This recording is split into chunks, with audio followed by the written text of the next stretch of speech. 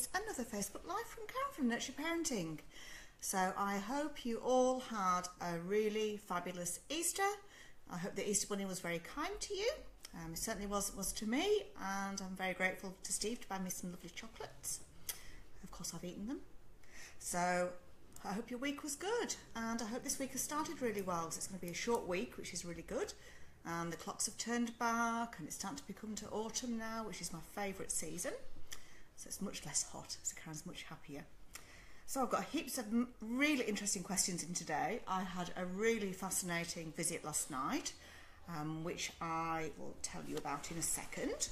So today I'm going to be answering questions from Annabelle about Sienna, Linda about Matthew. I'll tell you how old they are. So Sienna's 6 months, Matthew is 5.5 months. Then I'm coming on to Katie with a 7-month-old little girl. And then I'm coming on to Madeline with a 10-month-old little girl. And then I'm coming on to Phoebe with 7-month-old Luca. So these are really big questions, and they are awesome because some of these little scenarios are going to make their way into my sleep book. So I learn a lot from all you mums and parents out there and the babies, and that is literally how this sleep book has been formed. So today I started reflecting about a visit I'd done last night. So I went to help a little girl who was 8 months old. Now most of you know that the type of babies that I see are very persistent resistance. They don't want to do what they don't want to do. So we were in the bedroom, and we are doing the sleep training, and I'm doing the parental presence. I've just renamed all my my sleep methods because it's going to go into the book. So I'm not going to tell you quite yet what this sleep method has been renamed as, but I'm very excited about all the changes with the names that I have done recently. And we're in the bedroom doing this method parental presence, and she starts to go off to sleep, and most girls that I meet, they go on for a very long time. They don't want to give in. They're like little lions in the cot, and she laid down to sleep, and we thought, yes, 40 minutes, it's done. No, she roared back up again, stood back up again, and gave us a heap more. Down again, up again, down again, up again, and so it continued. Till then she actually got herself into like the child's pose. Those of you who've done yoga, I guess you sort of know what I mean. It's where you crouch down and your knees are underneath you, and she didn't know how to move herself into lying down properly. So we helped her once because it was getting a bit frustrating for her, and I thought maybe if I show her, she's a really bright baby, maybe she'll get it. No, big mistake. So most of you know Karen doesn't lie babies down. I don't help them, but because she was stuck in this situation, I knew she didn't have the developmental skill to do this. Whereas most babies have the developmental skill. Most of them know how to get from sitting into lying down. So I've had to give mum some special exercises to do, and it's going to make its way into a blog post, and it's going to make its way into a YouTube video to show you all how to do this, because it's really important. Because I don't get to see it too often. But interestingly enough, in the questions that I've been sent through today, I've got the same scenario. So how weird is that? How unusual is that? Which I think is really very interesting. So if we don't teach them how to move on from sitting into going onto their front, they don't know how to do it, and they get stuck in the cot. And I went and had a look on Mr. Google last night and thought, right, how big a problem is this out there? And oh lordy lordy, it is a massive problem. And all the answers that were given were not correct. None of them were correct. Somebody described the book from She Who Will Not Be Named. Now, I'm not going to name either, but I think I know who that book comes from. And She Who Will Not Be Named recommends lying the baby down 40 times in the cot. Well, if I did this with the persistent resistance that I've got out there, then I'd have a very, very angry baby at the end of it, because they would just get so worked up. It was bad enough that we did it even once, that we moved a position even once. It was really not a great idea. But eventually she did get to sort of in a sort of position. She got one leg down, the other one sort of bent underneath. So that's something that has to be taught. So if they're stuck, you have to teach them how to get out of it with some developmental play work in the day. So lying them down, picking them up and keeping them lying them down, it doesn't actually teach them what to do, because then it creates this learned helplessness. And like I say, with the persistent resistance that I've got, not a chance would it work, and then sleep training would all become a complete mess. So what happened that actually caused this problem was, to start with, she was a breech baby. So breech babies, they get stuck in this little sitting position quite easily, and they've done lots of floor time but in sitting. And so if you sit them before they've got the skills to manage sitting and to manage how to move into rolling over and going onto a front, etc., they get stuck in sitting, and that's what happened with this little girl. So it's really important when you put a baby on the floor that you don't put them in the sitting position when they're certainly 6 to 9 months of age. I would always put them on their front on the floor, on their back on the floor, and let them work things out for themselves, because once we teach them about sitting, they don't want to know about how to get into the prone position, whether on the front, or about crawling and rolling over, etc. So if we miss bits of development out, this is how things get unstuck. And I could see what the problem was in the bedroom and just thought, oh my goodness, what am I going to do about it, because it's going to need a lot of work to sort it out. But it is going to get sorted out. It'll take about a week to sort it out. So a blog will be coming along about how to teach your baby to move from sitting into front lying. Okay, and I checked it out with my genius friend Sally. Sally is an absolute ninja when it comes to baby stuff and baby sleep and development. She's a midwife and nurse like me, and I've worked with Sally for a long time. So I flicked her a little message this morning and said, hi, the Oracle. I know that you'll have the answer for this. I want to make sure that I'm giving the right information. And so I asked Sally the question, and lo and behold, she delivered.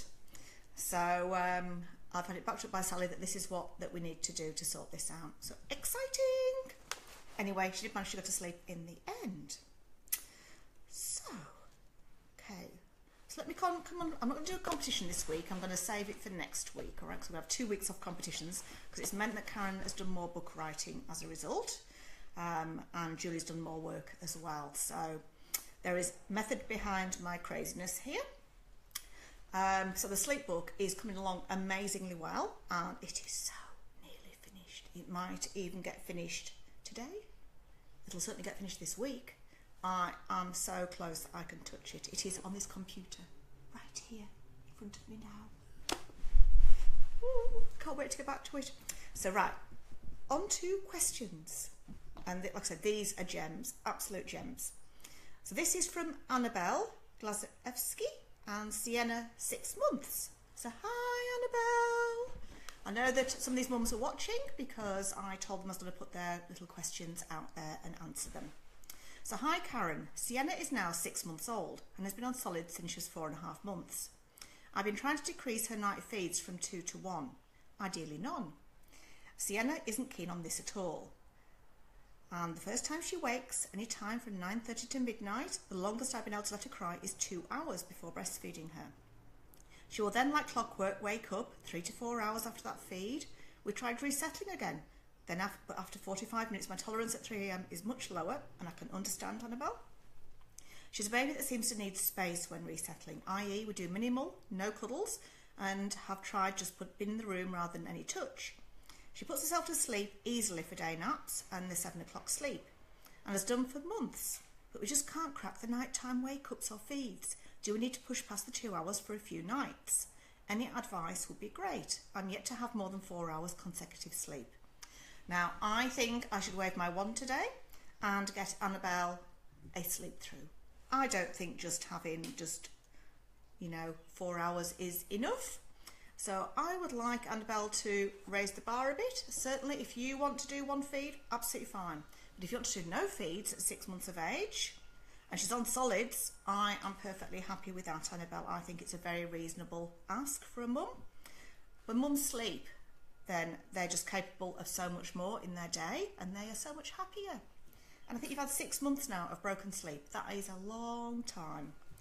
And Sienna is 6 months old. At 6 months of age, she doesn't need a night feed. I know she's gaining weight beautifully, and she's on solids, and it looks like her days are really good, so there's not an issue here. So yes, I'm giving you permission, Annabelle. You can either do 1 feed after midnight or none if you would like. It would take about a week for this to happen.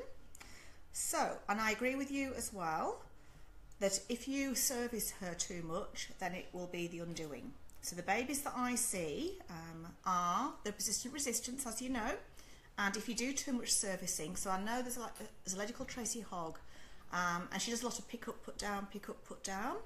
Now the babies that I see, if you do too much of that, it'll bite you on the bum, literally. I might do cuddles sometimes on night one, but I'll limit them, and it depends on the baby. And Annabelle, I'm happy for you to make this call. I think with Sienna, I agree, just limit the actual settling and resettling. Now, you asked the question about the longest I've been able to cry is 2 hours before breastfeeding her. Now, I'm going to say to you, Annabelle, that I would like you to go for 2 hours and more. Okay? It is okay. You're not going to break her. You're not going to break her spirit. But what I would do actually is I'd actually sit by the cot. And I agree, some babies need a lot of space when they're resettling. So you can sit by the cot and sit on a chair. Okay? And right by the cot. It'll actually decrease the level of the crying. Hello, Danielle. Nice to see you here. Danielle has made it. Yay! That is a big celebration. I'm impressed. So, Annabelle, I want you to put a chair by the cot, and I want you to do this method that I'm renaming Parental Magic Presents, because I believe a parent bin there is full of magic. Okay? If you are there by the side of your baby, it actually helps them big style. Where's Laura? Dunno, where is Laura? So if you buy the cot, it actually helps. It actually helps de-escalate everything. So you actually get less crying, and you might even get 40 minutes or an hour rather than 2 hours. So the nearer you actually are to her without doing anything, the better it actually is. Okay. So most parents want to move themselves away. I say bring yourself in close, but do nothing. Okay. That is the key to this. So I want you to sit by the cot, and I want you to pretend that you are asleep. So you rest your head against the cot, sit in a chair. If you've got a very low mattress, you might need to sit on a very low stool or sit on the floor to start with. But I want you to move to a chair as soon as you can, because chairs move. Okay, if you lie on the floor, you've moved in. So if you need to do that for a night, just to bring them down from standing or sitting or whatever they're doing, but at 6 months of age, Sienna should be pretty easy. Put your hand on the mattress and literally play dead. Ignore all the behaviours. You can do 1 or 2 cuddles. When you do a cuddle, it's 30 seconds, no more, maybe even 20 seconds. And the brief cuddle is really important, because when you take her out, you're saying you're loved, you're not abandoned, but it's about giving her the message that you mean to do this. And when you put her down, she's going to go absolutely rah and not be happy about it, but that's okay, because it means we're giving her an instant message rather than just letting her cry for an hour or whatever and not telling her what is actually happening. And it'll be the first time that you've probably said no to her, Annabelle. And when you first say no to a baby, it's like a big deal. They can't believe that you, their parent, their caregiver, has said no. Okay? But to me, no is a very healthy thing. And to most psychologists out there, no is a very healthy thing. And if we're allowed to do whatever we want, and I've been reading lots of interesting stuff recently about mums who think they should give everything away to their children. I think it's fine if that's what the mum wants to do, but personally I don't think it's very good for resilience or for confidence or for normal emotions to never have heard the word no, because then your child gets to school, gets to work, gets to meet friends and gets a no, and then they really don't cope. Okay, so being allowed to learn how to calm yourself down from a disappointment is actually really important. Okay, so you're going to go for however long it takes. Now, if after 2 hours she's still yelling and giving it heaps, just take her out to check her temperature, make sure there's nothing wrong or there hasn't been poo leaking out of her nappy. But I want you to carry on. Now, I had some babies recently in January that scarred me amazingly, and I had one boy who went for 4 hours. 4. Okay, most of you are probably paling at that. I see children that have been had a lot of servicing because they've got reflux and other medical conditions, and so it isn't unusual. Hello, Gabby. Can you do parental presence with a 12-week-old? No. You do a different method there, Gabby. So so I'll go through that in a moment. I need to go back to what I'm doing here with this little lady Annabelle. But great question. So there's different methods for different ages. Now, at 6 to 12 months, you've got a choice of methods. So between 6 and 8 months, you can either do a check-in method, which I have called the magic mantra. Okay. So the magic mantra is where you go in and come out, go in and come out, and you give a mantra like, night night baby, night night Sienna, sleepy time to go to sleep now, walk out, go back in again, do the same thing, come back out again. On the third occasion I might do a cuddle, okay, it depends on what the cry is like. If they're completely losing it by 20 minutes, then I move to the chair method, which is the parental magic presence, where you're sitting by the cot, okay. So you either do mantra or you do presence, take your pick of which one you want to do, but whichever one you want to choose, stick to it, okay. Both are fine. Now, after 8 months, most babies need the presence method. Most babies don't cope well with the checking method where you're doing the mantra. Okay. So that's what I would advise, Annabelle, and it'll take about 4 or 5 nights before you're onto this. First night's ordinary. Do not worry about what happens on night 1. Just keep on going. Okay. Now there is a 3-minute magic rule. So everything about Karen is magic. So when you get to know these new words that are in the sleep book, there is a lot of magic in there. I love to share magic out. I think magic is very important, and every mum needs a little bit of magic, as does every baby with their sleep. So this 3-minute magic rule, it is based in research. When I found the research, I was very, very excited. So you wait for 3 minutes in the middle of the night, 3 minutes of constant crying before you go back. Okay. That's all you need to wait for is 3 minutes of constant crying. Within 3 minutes, most babies have put themselves back to sleep. You'd be surprised, even with really loud crying. And then you just keep on with either your mantra method where you're going in and out, or your presence where you're sat by the cot, whichever you choose to do.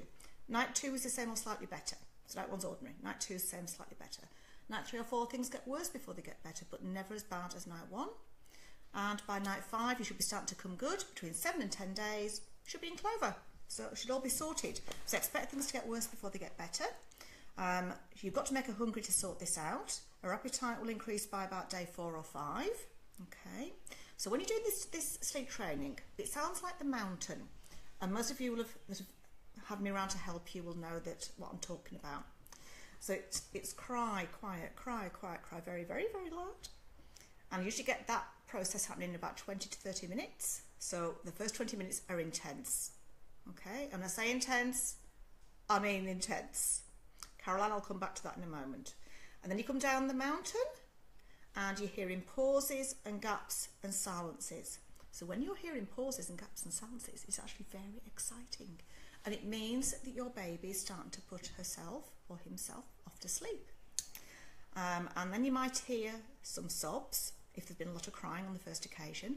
Then you'll hear the last hurrah, and sometimes I get 3 or 4 last hurrahs. And then nothing. But just bide your time, don't leave until you're really sure. If you're doing the methods in the room, if you're outside the room, this is what you're going to hear, okay? So it doesn't matter which method you choose, do the one that's right for you and right for Sienna. There's many ways that you can do sleep training. So in the book that I'm writing, I'm going to be talking about many, many different variations of these 2 methods. So you can do whatever fits in with your type of personality, how you want to parent. So this book is not going to be a one-size-fits-all. It is not a cookie-cutter approach. It is based on what your individual baby needs and also what you feel you want to do, how you want to parent. And that's the exciting thing about it. And I can talk to you about the pros and cons in the book, all that sort of stuff. But that's basically what you're going to be doing, Annabelle. And because she goes down easily for day naps and for bedtime, I don't think you'll have too much bother. Night 1, she's going to give you heaps. That's okay, expect it, because this is Sienna. Okay? But when we give a consistent message with sleep training, it actually decreases stress. So when babies roar at us, it means they're loved. Okay? I've met babies in my career because I used to work a lot in child protection, something that I don't talk about too much. But because of that, I know that when I've got a baby who's shut down, who is not making a noise, and I have met a baby at 6 months in my career that did that, and it's very, very sad. But that's how I know that when I get little Siennas that are carrying on somewhat to me, that Sienna is absolutely fine and she's healthy. So think about babies that are loved will shout. When they're crying, they're getting rid of stress, and that's the important thing. So hopefully, Annabelle, that has helped you. So hopefully Annabelle's there. If you haven't, you can listen to it later, Annabelle. So let me know how you go. And Caroline, I'll come back to your question in a moment, but she's asked me a question about routine for 5-week-old. 2, 3, 5, 6. Right, I'll come back to that, Caroline, in a little mo, love. So next we'll come on to Linda and Matthew, 5.5 months old. Hi, Karen. Wanted to see what your thoughts are on my problem with Matthew at the moment. For the past couple of weeks, he's been fairly unsettled. Last week, most likely due to teething, he had 2 teeth cut through. His day naps have been getting worse. I used to get 2 1 hour naps during the day, but now he's waking after 20 minutes crying and not always resettling. He goes down to sleep around 6:30, has been waking frequently from 9, resettles a few times but wakes 5 to 10 minutes after, and then around 10 o'clock. Can't resettle even with my help, so I end up feeding him. When I feed him, he doesn't seem overly hungry. Doesn't gulp like when he goes until 1 without a feed. After the feed, when I put him back in the cot, he does protest for less than a minute when he goes to sleep. He has another feed usually around 2, then on top of this he's waking around 5. Some mornings he shuffles around and other mornings he cries. I've tried resettling, extra blanket, feeding. The only thing he does go back to sleep is when I feed, but after an hour of shuffling and whinging. But he doesn't take a full feed at 7 o'clock when he's awake if I do this. However, if I don't feed, he doesn't go back to sleep. He's 5.5 months old now. Any idea what is going on? For your information, he's on solids 3 times a day, and I've tried to increase the quantity but haven't had any luck. Thanks in advance, Linda. So I think this is a really common problem at this age. So there's a few things I think are possibly happening here. Yes, teeth can be an issue. Could be developmental as well, that suddenly like the light bulb has been turned on. It can also be to do with, the food. If you're not having enough protein and carb, that balance, that's really important.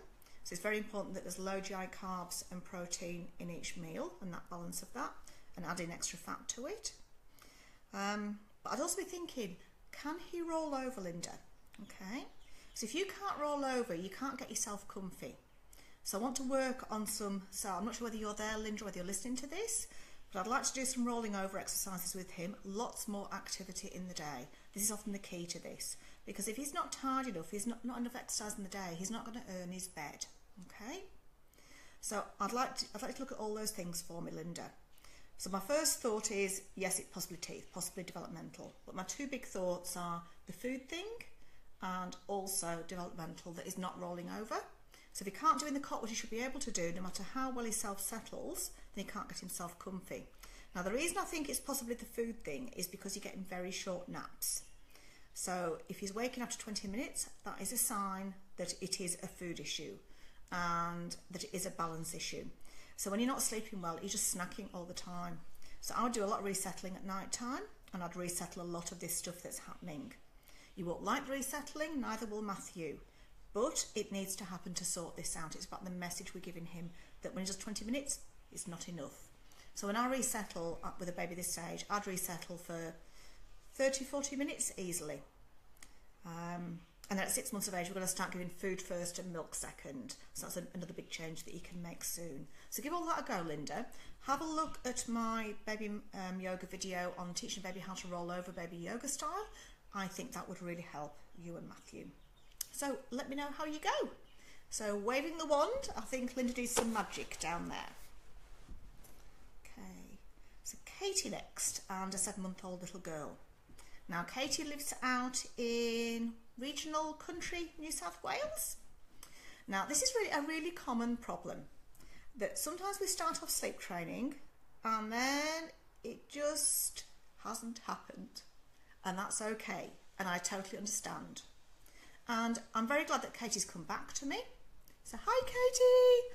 Most of the mummies, you know, who haven't done sleep training, they actually haven't started it but thought about it, do actually come back to me.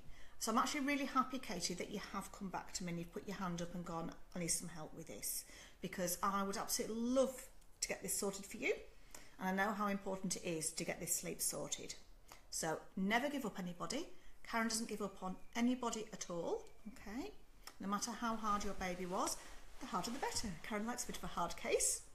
So on to Katie and her 7-month-old little girl. I hope you're really well and had a lovely Easter. I did, thank you, Katie, and I hope you did too. Embarrassingly, I think I contacted you in February and still have not trained, blah de blah, won't name her, with her sleep. We started off well, and then I can't even remember what happened and we failed. There has always been something happening. Guests in the next room, travelling to Sydney, and last but not least, a cold/ear infection that lasted 3 weeks. That's pretty awful, is that, Katie? So I think that's a very good excuse.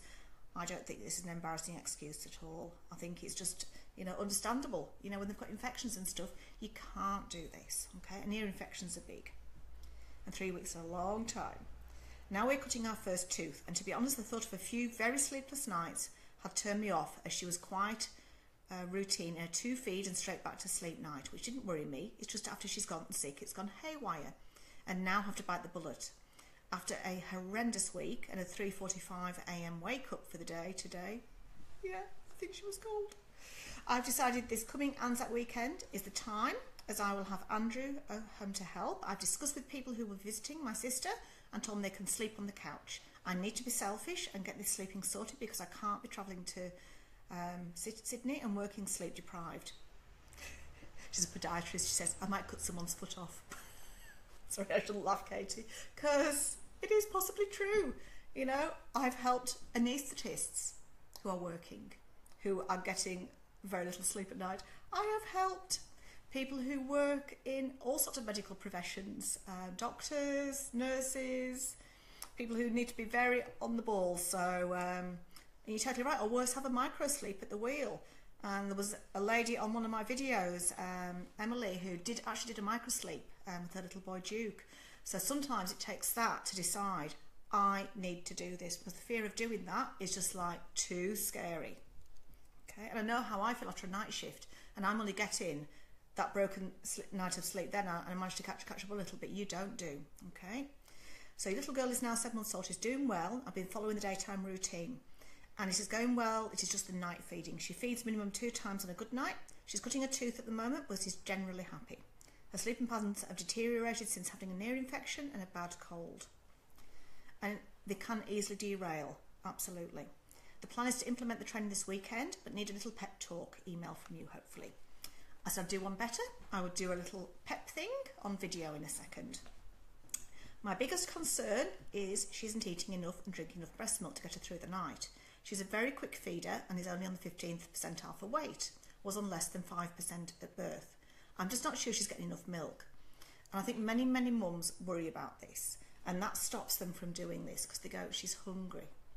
But you have to make them hungry, Katie, to sort this out. You've got to pull the rug. And on the 15th percentile, and she's increased since birth, I'm happy with that. And the opposite will happen. It'll actually help her more to do this, to take these feeds away, than it is to carry on. I see many babies having too many breastfeeds, because even having 4 or 5 breastfeeds when they're 8, 9 months of age can have a big impact on what they actually eat in the day. Then that impacts on their night sleep, and so it continues. So this is not selfish, this is self-care, and you're actually helping your little daughter. So you're doing this for all the right reasons, and I want you to know that, Katie. Okay? So she goes to bed just fine. Dinner, bed, bath between 6:30, the same as her sister. She self-settles day and night, but it's through the night that we are having the problems. What do you think about the food? Should we just let her be hungry the first night through training and just deal with the crying? I know that Emmy is by no means the worst sleeper you look after at all. Her sister was worse, but I still need the help. You don't need to have the worst problem in the world at all, Katie, to do this. This is bad enough. I would not cope very well with being woken up twice at night time at all. And I think because it's going on long term, and you're travelling to work in Sydney, and you have to travel a long way to work. I won't tell people where you live, but it's a long way, okay? And you need to be on the ball when you're working, when you're driving as well, for safety reasons. So this is not selfish, this is self-care stuff, okay? And you're actually helping the little girl. So when she knows how to do this, she's going to be a much happier little girl. She's going to be developing better. She's going to be eating more. So in fact, the reverse is actually true. By day 4 or 5, she's going to eat out of house and home, okay?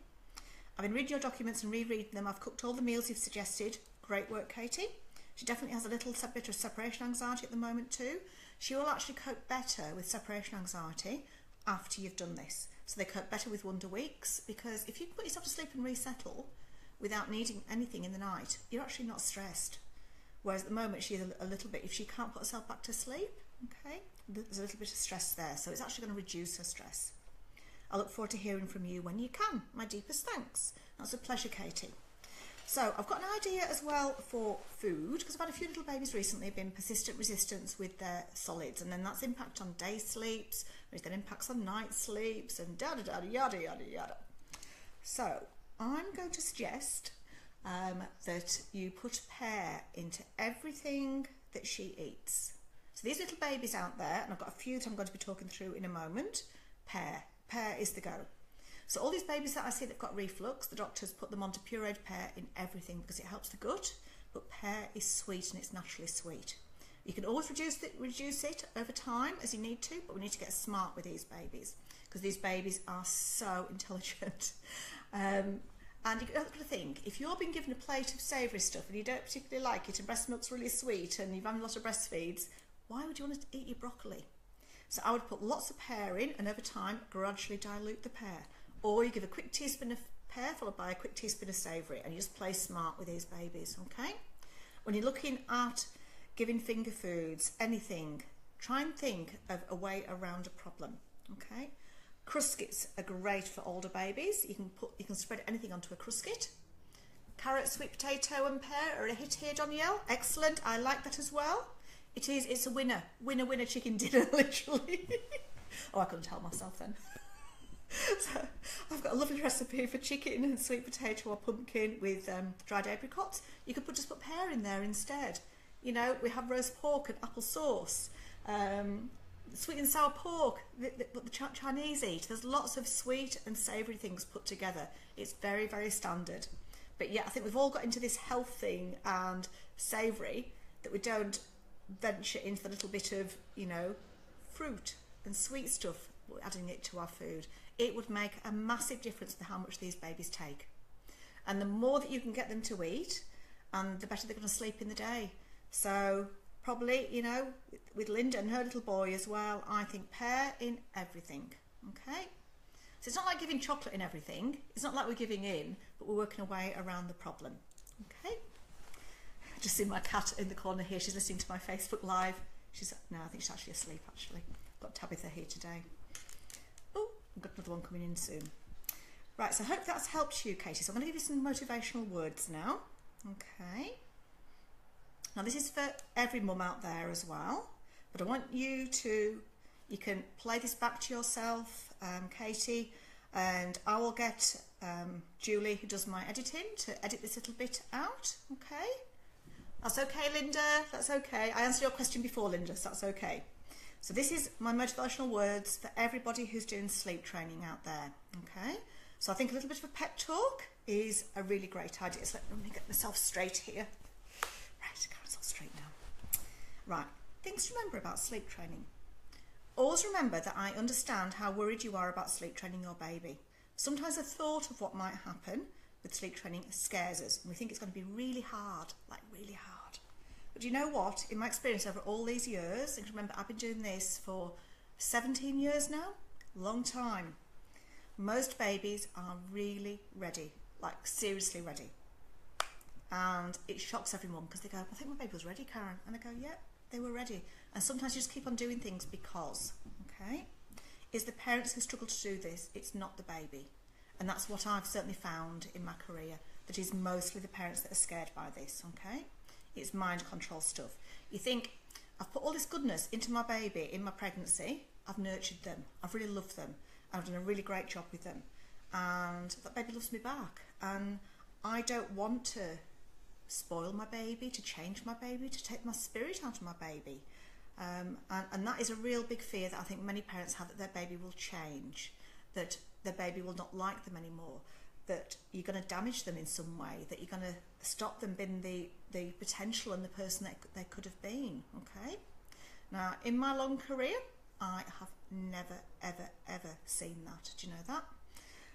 And my own mum, she sleep trained all of us with controlled crying. I had to be very brave to ask my mum this question. I only asked her last year. It's taken me this long to ask what she actually did with us. I had a feeling, because she is from the north of England and she is a very straight down the line mum. And in those days, literally the door was closed and walk away and you just have to go to sleep with no cuddles or anything. And I am the most determined, spirited person that I know. I know that my family, my mum, my sister and everybody who knows me will back this up. I am the don't give in girl. So I'm irritating in that way, but it hasn't taken any spirit out of me. I think it gives resilience and confidence to children. It helps you cope with the ups and downs of life. And in my life, I've certainly had lots of ups and downs and lots of downs, lots and lots and lots. I won't tell you on this little video, but I think being sleep trained helped me to cope with what has happened to me in my life. Okay, And I seriously needed it, because if I hadn't been sleep trained, then I wouldn't have coped with what has been thrown at me. Okay, so that's what I want you to all remember, that you're actually helping your babies. Okay, now this is mind control stuff. So getting yourself in the right frame of mind, Katie, and everybody else out there, centering yourself, setting a date to start, really vital. So I love the fact that you have put a date in here, Katie, that you're going to do it on Anzac weekend. I think that's absolutely fabulous, because when we set a date in mind, we're set. And now I've spread it out to all of Facebook Live now, Katie, that Katie's going to do this. And so we can't wait to hear your update for next Tuesday. So I want us, and that'll help you to know that everybody out there is gunning for you, Katie. We're all behind you, okay? So send the love hearts and everybody that's watching, send them all in to Katie. I want to see them now. Because Katie needs all the strength from everybody, but I'm going to give Katie that strength as well. But Katie, I want to find that strength inside yourself, okay? When you do this sleep training, tell yourself, thank you for the love hearts. Katie will absolutely, she will love all of these. So I want you to think of Katie this weekend, if you can, all of you, because I believe in intentions and thinking about people. I'll be thinking about Katie all weekend as well. So when you do this sleep training, I want you to tell yourself, and I tell mums all this all the time when I do a visit, that you're doing this with love and respect and kindness, okay? Oh, don't cry, Katie. But honestly, everybody out there is rooting for you, Katie. We want to help you, okay? When you think you're doing this with love and respect and kindness, then it helps to do this. And your intention is passed on to your baby, okay? That is so, so powerful, okay? And then you don't feel any stress or any anger or any resentment. You're just there with your baby. Being mindful, in the bedroom, helping, okay? And that is a really, really powerful thing to do. It's a gift you're giving to little one, and it's a gift for emotional self-regulation that she needs for life. As I said before, it'll give her the skin like a rhino that I've got. It'll give her resilience. It'll give her armour plating. She'll cope with anything in life. Okay, so it is a gift.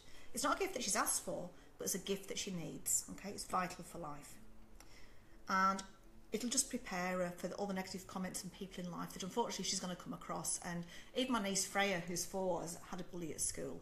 But I know my sister and my mum have helped prepare Freya for this, and she's been sleep trained by me, of course.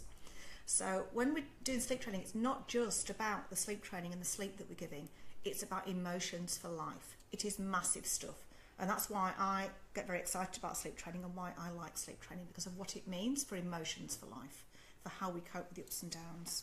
So it's about so much more than just sleep training, even though sleep is very important, of course. So when babies cry with sleep training, they're getting rid of stress. It's healthy. Babies, when they cry, are loved a lot, and they expect the 5-star concierge. Yes, they do. When in reality, all they need is 3-star holiday relief. But these babies, they're so loved, you know, and why wouldn't you expect the 5-star concierge? But you can't really give that forever, particularly when you're really, really tired, okay?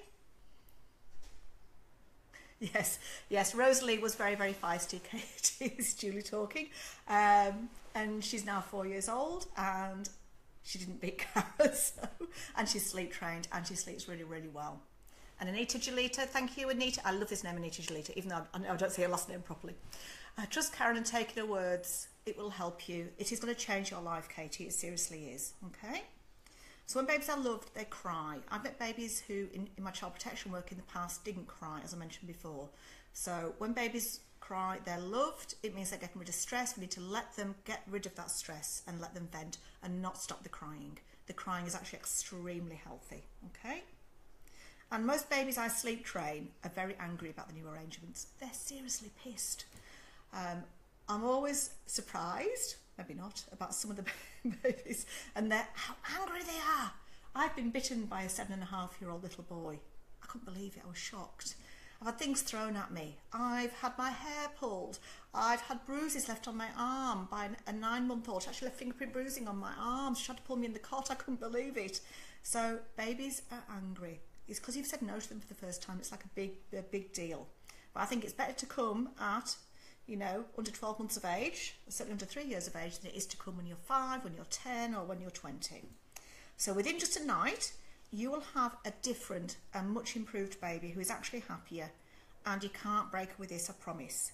So I'm sending out positive intentions to help you get through this, Okay, I'll be doing some little magic work at the weekend for you, Katie. I'll send out a little intention there to the universe, and I know that you're going to do this. I know you're going to be fine, and we can't wait for the update on Tuesday.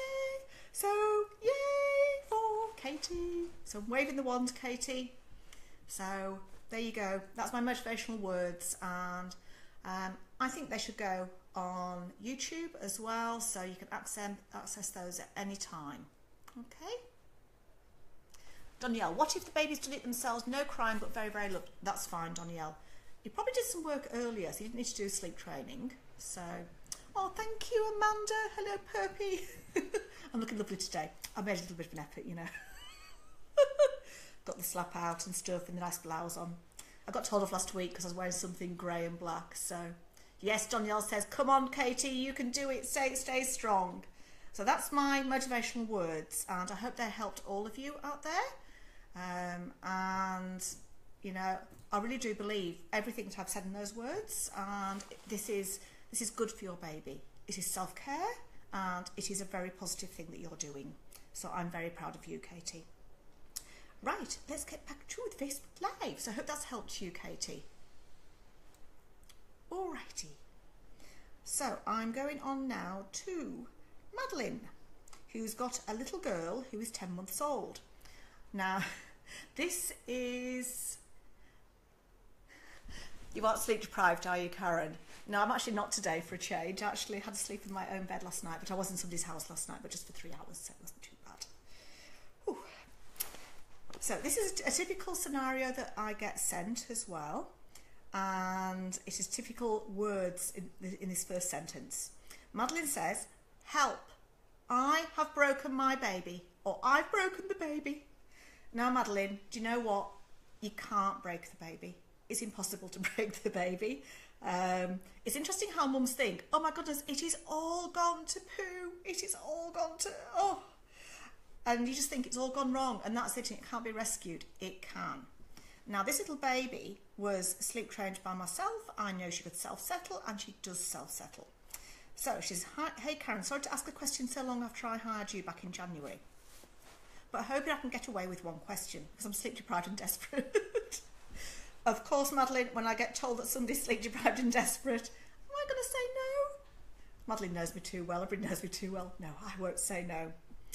So, after you came over, my little girl went from strength to strength with evening settled. No crying when I put her down at 6:30, goes to sleep quickly with no help from me, but I never really had to stop night feeds because she just started sleeping through every night and just gave them up herself. You see, it can be done really kindly and easily, and that's what was the case with this little girl, I remember. But, and there's always a but, isn't there? About 6 weeks ago, we went on holidays, and she had 2 weeks in her porta cot. Shudders! I think every parent worries about holidays and going away and the porta cot, and I can totally understand. Because sometimes you're sharing with other people. Sometimes it's not ideal where you're going to be staying, and you're worried about other people getting woken up. She would have been about 8 months at the time. It was a big family holiday. And so in a less than ideal situation, we were sharing a room with her and my just turned 3-year-old. She woke up in the night, it was hard to settle, and in a totally stupid but effective attempt to not wake the preschooler, I fed her straight back to sleep. I hoped it was a one-off and that she'd be fine when we got home. We'd been back home for a month and she's now almost 10 months old, and it's getting ridiculous. She seems to think she needs 3 breastfeeds at night. The 5-star concierge. 10 p.m, 2 a.m, and 4 a.m. Last night, I just decided I was absolutely not going to feed her, and she screamed. And I mean, really screamed for 90 minutes. I've tried this before, but always given up in less than 90 minutes for fear of waking my son. They don't share a room, but is a light sleeper. She just stopped screaming momentarily while sitting down, sitting up and sucking her thumb, which she loves, but she just won't lie down. It's all so weird, because at the start of the night and for naps, she self-settles without a worry. Anyway, after 90 minutes of screaming, with me obviously going in and consoling briefly as you recommend, a neighbour knocked on the door to see if everything was all right. Alarm! That'd just be everybody's, it'd be horror. I can hear horror out there on Facebook Live.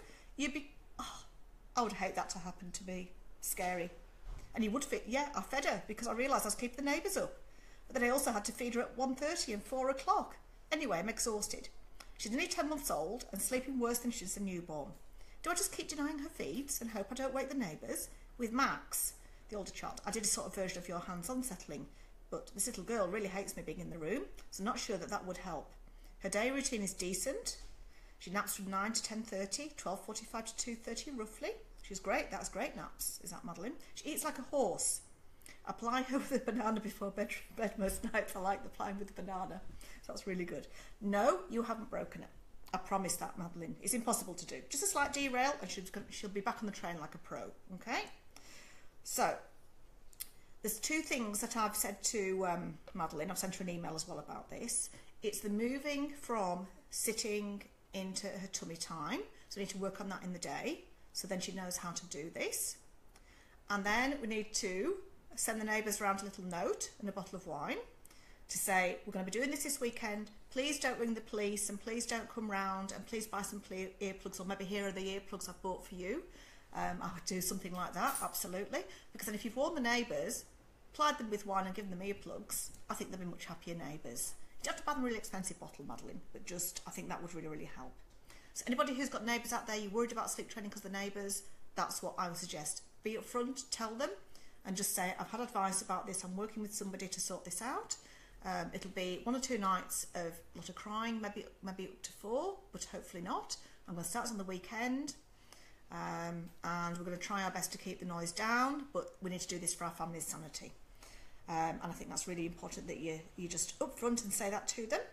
So I've sent you the sleep training stuff, Madeline, and I'd use the presence method that's in the handout. And again, that's where you sit by the cot and you play dead and your hands are on the mattress. I would probably do that rather than do the check-in method, but I'll let you choose. So if you want to do the mantra magic where you go in and out and just do a mantra, I'm absolutely cool with that as well. Go by your little girl and what she prefers. And that's why there isn't a one-size-fits-all. So if you feel been in there feeding her, and I tend to agree with you, she's a bit like that, is your little girl, then do a method where you go in and out. And it's all in the handout I've sent you, Madeline. So let me know how you go. Would love to hear.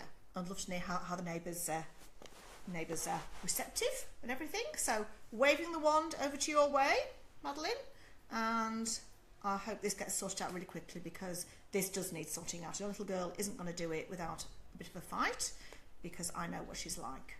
Okay. So next I'm on to Phoebe. Now, Phoebe was upset because Phoebe used to saw me in Bondi at the pharmacy, and I'm not working there anymore because the owners sold the pharmacy. So sorry, Phoebe, and everybody used to come and see me at Basgers, but I'm here at Facebook Live at least on a Tuesday, even if I can't be there on a Wednesday. But as a result of not working there at Basgers, I have got so much writing done of this sleep book and so much extra helping of parents. So, you know, it did come at a bit of a cost me being there because that was like 5 hours of my time each week. So anyway, I'm sure I'll be somewhere in Sydney in the future when I finish this sleep book. So all is not lost, people. Because I loved working at Basgers. Right, Phoebe and Luca, 7 months. This is a question about airing out the baby's room. I've been using a grow blind which prevents me from being able to open the window in my 7-month-old son Lucas's bedroom. I'm concerned that the room isn't been aired out. There is circulating air through the house in the daytime. However, when he sleeps, I close his bedroom door as it's so noisy in my apartment block. I'm wondering I should be airing his room at least once a week. I vacuum and keep it clean, but I know that I like my room to be aired out frequently. What do you think? Great question, Phoebe. Now, I'm somebody that has my doors of my apartment open most of the time, even at night time. So I'm somebody that likes a little bit of air circulating. And I actually sleep better when it's cold, and as do babies and children as well. And I think, you know, looking at it just from a practical point of view, when we've got cold air, fresh air, I think we're all much better and healthier and happier. Whereas we're in a stuffy room and there's no air circulating, it drives me mad. I really don't like it. So I like doors open and everything to be circulating. So whether you look at it from a spiritual point of view or a practical point of view, whatever point of view, but I'm somebody that likes to get air circulating. I think it circulates energy and everything. So I would definitely do it once a week. I would even do it, you know, more often than that if you can do. I think it's good to open that door, open the windows in the rest of the apartment and just get that air in, even in winter. And babies actually cope better in colder rooms, but with layers of clothing. So it's about having your core warm. So don't worry too much about a room being warm. It doesn't necessarily need to happen. So you could even, you know, open your window a little bit at night time if you wanted to, if it's not noisy outside. But you're saying it is, so, or use white noise. But I certainly think airing that room, great idea, Phoebe. Also, Luca is crawling and standing, which is fantastic, but unfortunately he has started waking 6 times plus a night again. Oh no! We're back to newborn days. There's been a little bit of a theme with these babies this week. It's interesting how each week I get a little bit of a theme going on.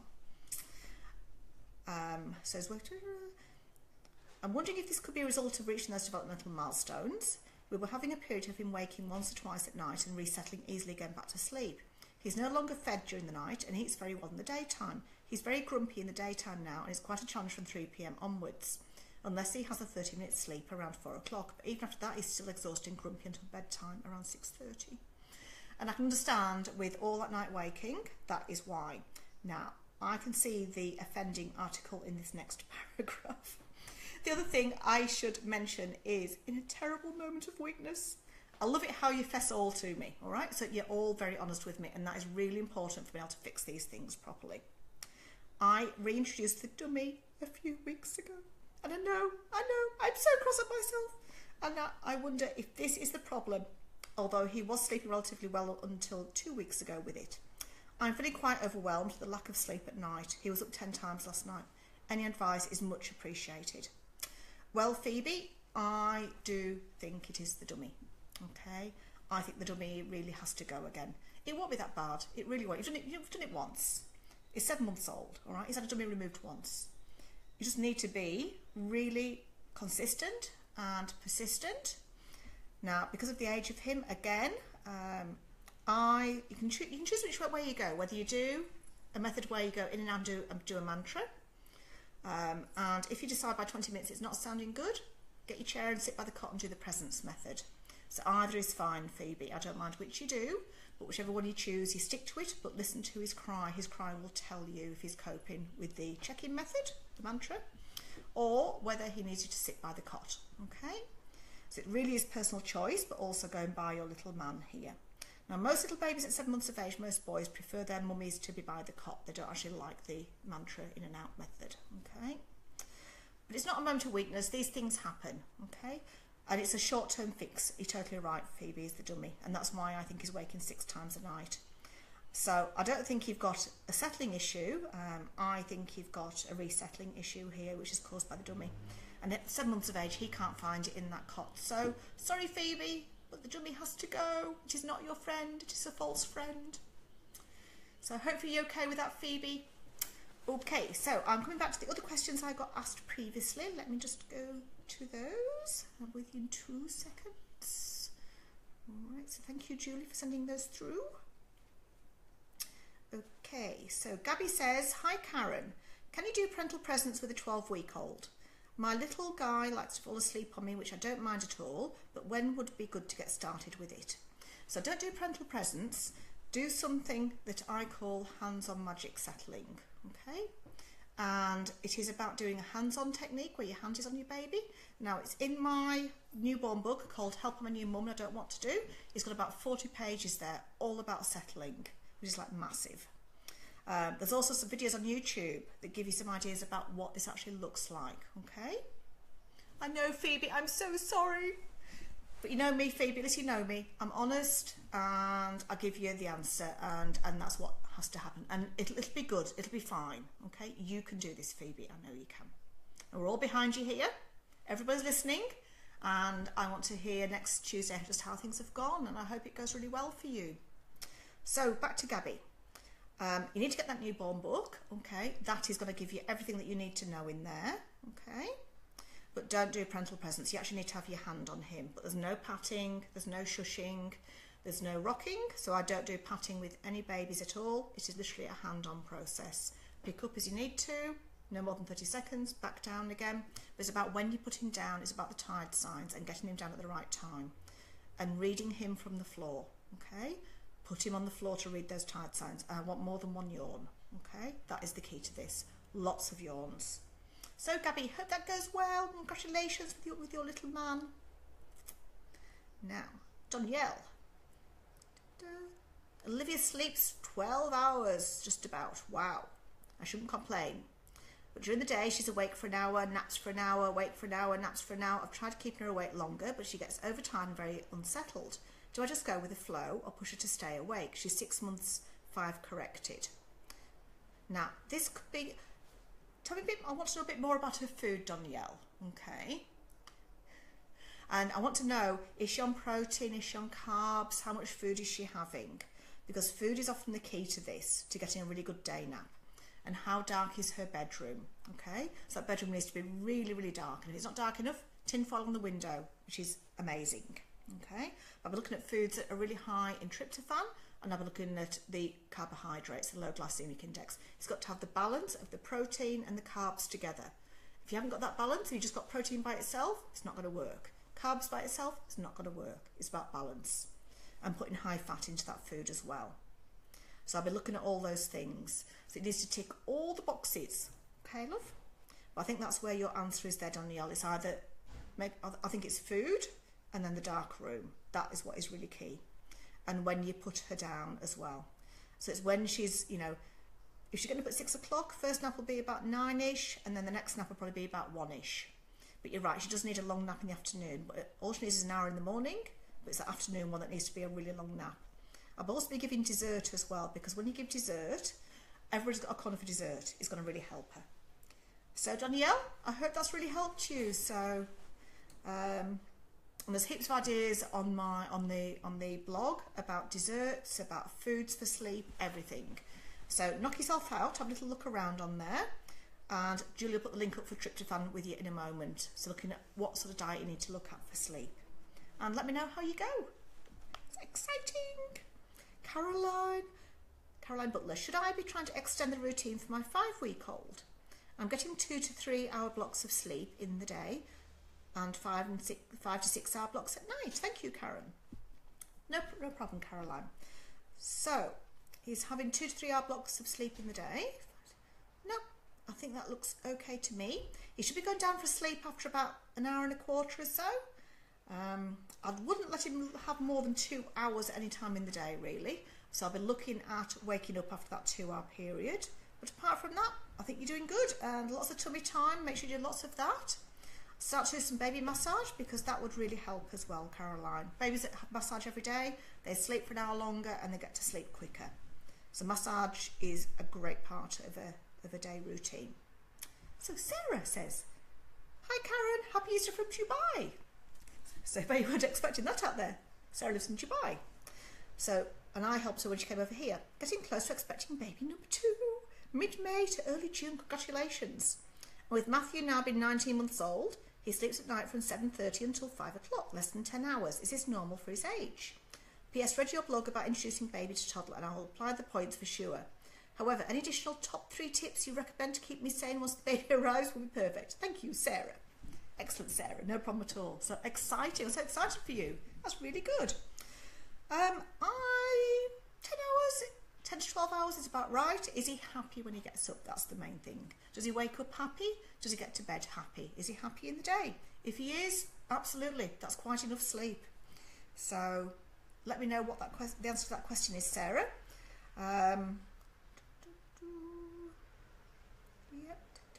Any top 3 tips keep me sane once the baby arrives? I would buy my new book, Sarah, called Help I'm a New Mum and I Don't Know What to Do. I think that is your key to getting sanity. And what would my top 3 tips be for a new baby?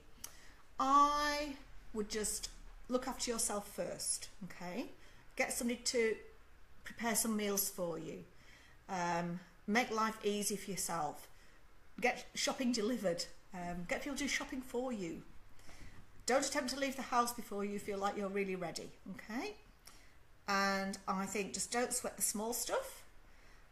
And when you've got a toddler and you've got a new baby, it's good to get them doing some little play activities while you're doing things like feeding the baby. So think about how you're going to amuse your little man. I think is he called George? I feel he's called George. Maybe he's not. Anyway, but think about what you're going to do to amuse him, because he's going to be busy and wanting your attention. I'd also be looking at putting your baby down awake in the bassinet from a very early age. So once they're looking tired, try not to hold them to sleep. I'll be putting them down, because that way you're going to have more time to spend with your toddler, Sarah. So I think that is really, really important as well. And I think just getting people to help you, okay? Asking for help and accepting help. Don't be frightened to ask for help and accept help. I think that's really crucial, because it's all about self-care and it's about enjoying this. And it shouldn't be something that's hard, that we're wishing away. It should be something that we're looking forward to. So they're my top 3 things, really. So I hope that's helped. Now, Evelyn says, hi, I've got 2.5-year-old twin girls who tend to sleep well at preschool twice a week. At home, however, one... I don't know what the rest of that is. Well, I'll just come to what that question was. I haven't got to the end of that question.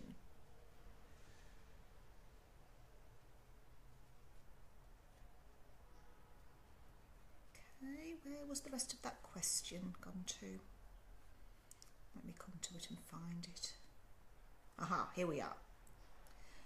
At home, one hypes her sister up and isn't interested in sleep. Gets out of bed or sings, shouts, basically thrives on her sister getting upset. Oh, yes, I've met a few of these, twins and triplets, doing this. I don't know if you can throw a few ideas at me. I've tried a few things and I don't think they're quite ready to give up their day sleep, as they tend to sleep in the car or been held. I have now resorted to just downtime and lights down in the lounge, giving them the option of sleep. I don't know if there are other ideas. I think that is a good idea. You might want to separate them out. Okay. It might be that one of them needs to have some downtime in the lounge and one needs to have time in the bedroom. You don't need to put them both together. And it might just be that is your best way of sorting this out, Evelyn. I'm not really sure how else I would deal with that, because I think leaving them in together, I think, is a recipe for disaster. I think you're totally right. And it looks like one is wanting lots of attention and one doesn't need as much. So you could do some special time, some gentle play time with this other little one that doesn't involve TV or anything. And I think that's the best way of managing that, is separating. So divide and conquer is my best solution for that, Evelyn. So let me know how you go with divide and conquer. And that is it for this week. So I'm coming to a close now. And they were absolutely great questions. I loved all of those questions this week. You produce amazing questions each week. So share this Facebook Live with your mother's group, with your friends, with your family. It's also available to be watched on YouTube now as well. But we're building up quite a nice little library now, and Julie will write down exactly what's been happening at what times. And join me next week for an update on Katie and on Madeline and everybody else that I've been giving advice out today to. So I am so looking forward to the updates from everybody. So Katie, we can't wait. We're so excited. And Sarah and everybody else. So bye from Karen and have a fabulous week.